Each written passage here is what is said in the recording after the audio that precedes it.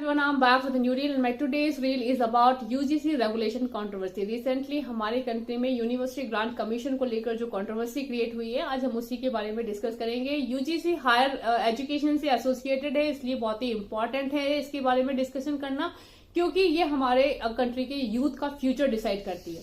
बात करी जाए यूजीसी में 2012 के बाद में 2026 में चेंजेस करे गए हैं और इन चेंजेस में आप देखेंगे कि जहां 2012 में एससी एसटी कैटेगरी को रखा गया था, 2026 में इसमें SC ST OBC physically handicapped और इकोनॉमिक बैकवर्ड क्लासेस को भी इंक्लूड करा गया है।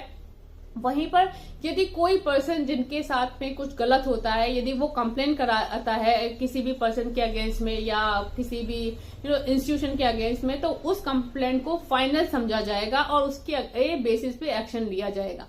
तो ये चीजें बहुत ही वन साइडेड हैं, जो कि एक गलत पिक्चर शो करती हैं।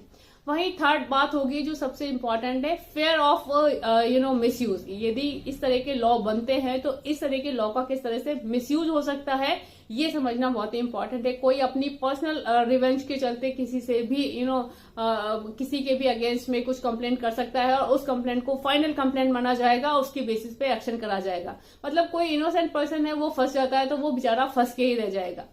वहीं बात करी जाए कि कोई गलत कंप्लेंट करवा देता है किसी की पर्सन के अगेंस्ट में, तो उसके अगेंस्ट में ऐसा कुछ प्रोसीजर नहीं है कि उसके अगेंस्ट में उसको पनिशमेंट दिया जाएगा या कुछ एक्शन लिया जाएगा। तो एक तरह से वन साइडेड लॉ हो गया, जो कि बहुत ही नेगेटिव पिक्चर शो कर रहा है। यदि आप सोसाइटी में लॉ और रेगुलेशंस को इस तरह से वन साइडेड करके प्रेजेंट करेंगे तो एक इम्बैलेंस क्रिएट होता है सोसाइटी में। वही सिचुएशन आज के टाइम में है।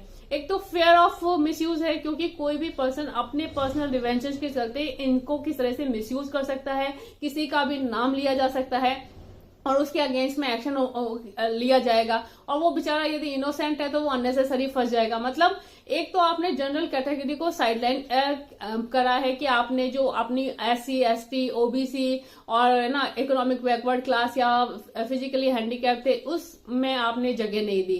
That is still okay, but आप देख लीजिए कि किस तरह से आप उन लोगों को कल्प्रिट बना दे रहे हैं। बेचारे एक ट्रैप में फंसे हुए हैं, मतलब वो अपने फेवर में या अपने लिए स्टैंड ही नहीं ले सकते, उनके फेवर में लॉ ही नहीं है, लॉ ही उनके अगेंस्ट में काम कर रहा है। तो ये चीजें कितनी कॉम्प्लिकेटेड हो जाएंगी। जब भी हम लॉ की बात करते हैं, एक बैलेंस क्रिएट करने की कोशिश करते हैं सोसाइटी में। ये नहीं कि एक पर्टिकुलर क्लास को सोसाइटी में हम साइडलाइन कर दें और दूसरों के लिए काम करें।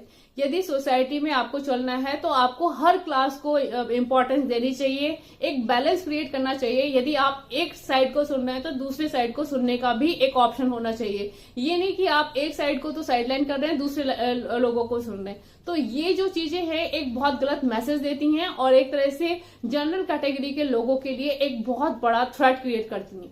और जनरल कैटेगरी के लोगों को ये चीजें समझ में आती हैं, वो लोग इसके अगेंस्ट में इसीलिए अपोज कर रहे हैं कि किस तरह से जनरल कैटेगरी के लोगों को फंसाया जा सकता है उल्टे सीधे एलिगेशंस लगा के।